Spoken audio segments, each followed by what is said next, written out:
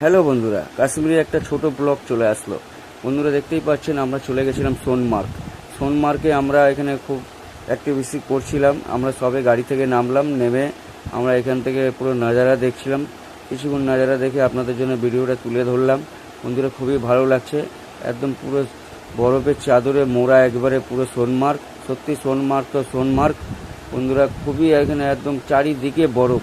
বন্ধুরা আমরা এটা মার্চে 25 তারিখে ছিলাম এখানে সোনমার্গে।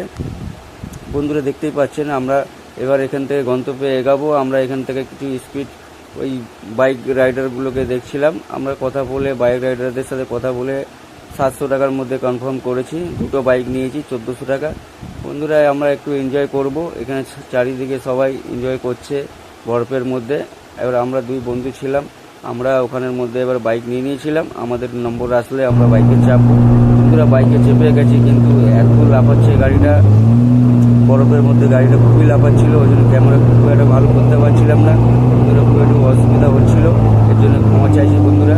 ক্যামেরা ধরতে পারছিলাম না, এতটাই গাড়িটা লাফাচ্ছিল, জার্নিং করছিল বরফের মধ্যে, গাড়িটা সাঁ করে চলছিল।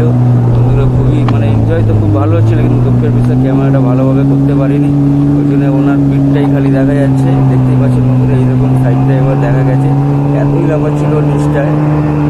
এবার উপরের দিকে উঠছে, থেকে এবার উঠে ওখানে ছেড়ে দেবে, আবার পরে আমাদেরকে নম্বর থেকে আবার নিতে হবে। আমরা এখানে এসে একটু ম্যাগি খেয়ে নিচ্ছি। বন্ধুরা দেখতেই পাচ্ছেন এখানে ম্যাগি নিচে, এখানে ম্যাগিটার দাম মোটামুটি কমই নিয়েছিল, 60 টাকা, আর চা ছিল 20 টাকা।